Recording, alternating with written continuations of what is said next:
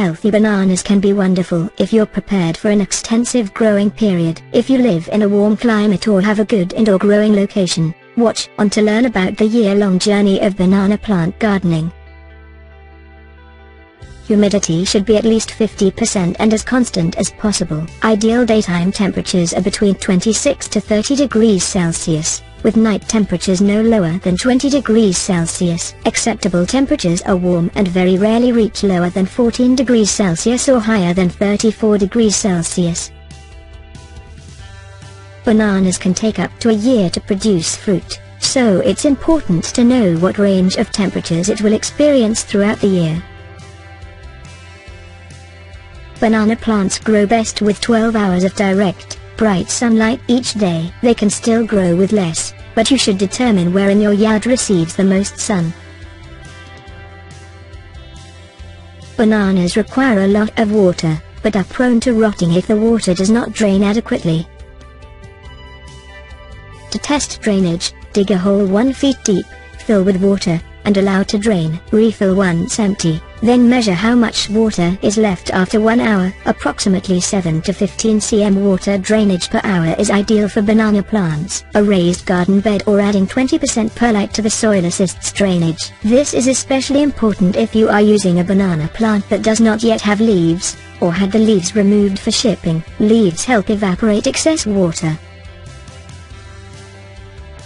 While banana plants are technically herbs, they are often mistaken for trees for a reason. Some varieties and individuals can reach 25 feet in height, although you should check the source of your banana plant or local banana growers for a more accurate estimate for your locale variety.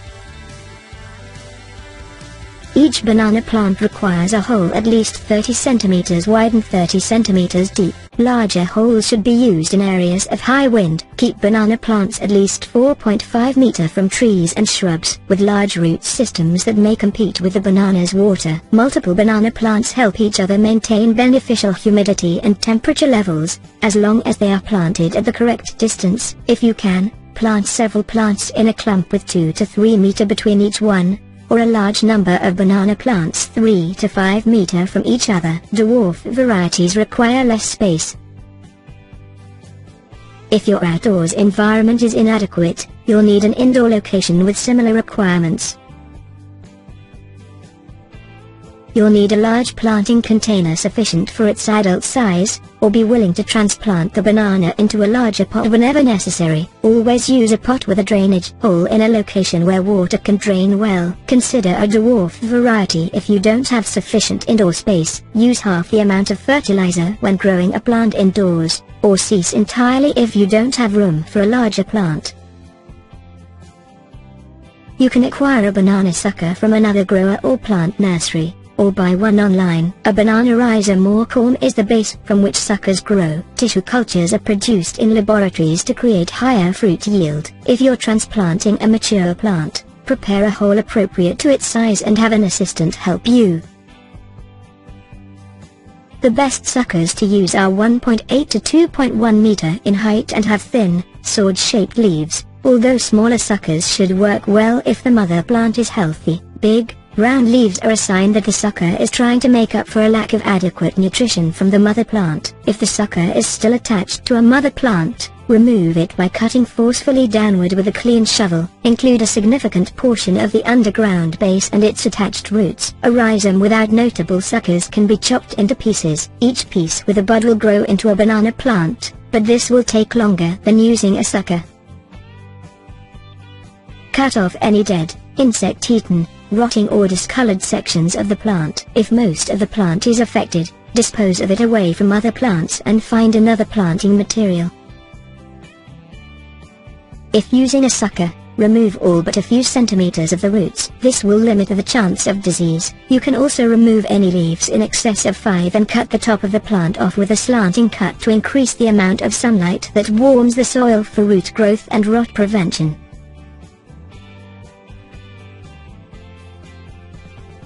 Remove any plants or weeds that are growing on the planting site, then dig a circular hole 30 cm wide and 30 cm deep. A larger hole will provide greater support for the plant but require more soil. If planting indoors, instead use a planting pot this size or larger. Leave several centimeters of space at the top to encourage drainage. Do not use potting soil, nor your regular garden soil unless you are sure it is suitable. Soil mixes intended for cacti can produce good results. Or ask other growers of the same banana variety. The ideal soil acidity for bananas is between pH 5.5 and 7. Acidity pH 7.5 or higher can kill the plant. The leaves should be pointing upward and the soil should cover the roots and 1.5 to 2.5 centimeters of the base. Tamp the soil down to keep it in place, but don't pack too firmly. Use store-bought fertilizer, compost, manure, or a mixture of these. Add fertilizer immediately after planting in an even ring around the banana plant and repeat at monthly intervals. Young plants require 0.1 to 0.2 kilograms each month, rising to 0.7 to 0.9 kilograms for an adult plant. Increase gradually as your plant grows. If the temperature falls below 14 degrees Celsius or if the banana plant hasn't grown since last month, skip the fertilization. Fertilizers are usually labeled with 3 numbers, N, P, K, representing the amount of nitrogen, phosphorus, and potassium. Bananas require very high amounts of potassium, but the other nutrients are important as well. You can use a balanced fertilizer or a fertilizer that addresses deficiencies in your soil. Do not use manure produced in the last few weeks, as the heat it releases while decomposing can damage the plant. Underwatering is a common cause of banana plant death, but overwatering can cause the roots to rot. In warm growing weather without rain, you may need to water your plant daily, but only if the top 1.5 to 3 centimeters of soil is dry. Test with your finger before watering. Reduce the amount of water per session if the plant is sitting in water for long periods. In cooler temperatures when the banana is barely growing, you may only need to water once every week or 2. Remember to check soil moisture. Leaves help evaporate excess moisture, so be careful not to soak a young plant that has not yet grown leaves. Water the ring of fertilizer as well to help it soak into the soil. Remove dead leaves and banana plants and chop them up to place around the live plants. Other yard waste and wood ash can also be added to return nutrients to the soil. Check the mulch regularly and remove any weeds that are growing. These can compete with the banana plant. If diseased plants are discovered, identify and treat them immediately, or uproot them. Insect pests should also be controlled as soon as they are found. Nitrogen and potassium deficiencies are the 2 most common nutritional problems for bananas, so learn to recognize the signs. Signs of nitrogen deficiency: very small or pale green leaves, reddish-pink leaf sheaths, poor growth rate, small fruit bunches. Signs of potassium deficiency: rapid appearance of orange or yellow color on leaves followed by leaf death, small or broken leaves, delayed flowering, small fruit bunches.